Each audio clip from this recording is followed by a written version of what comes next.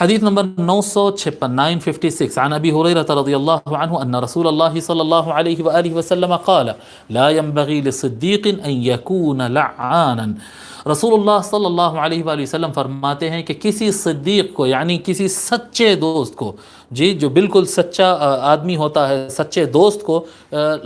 لعنت بھیجنے والا نہیں ہونا چاہیے، لعنت بھیجنے والا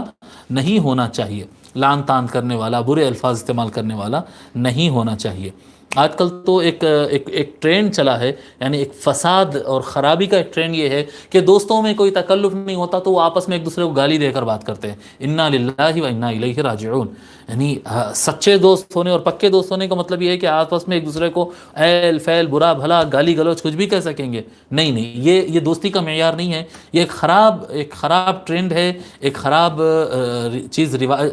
رائج ہوتے جا رہی ہے، اس سے رکنا چاہیے۔ اس سے آگے چل کر پھر بڑے بڑے لڑائیاں اور بڑے بڑے فساد بھی ہو سکتے ہیں، اس سے احتیاط کرنا چاہیے۔ جس سے محبت کرتے ہیں، جس سے تعلق رکھتے ہیں، اس کا احترام کرنا اور اس کو عزت دینے کا جو مزاج ہوتا، یہ شرفاء کا طریقہ اور اچھا طریقہ ہوتا ہے، اس طرف چلنا چاہیے۔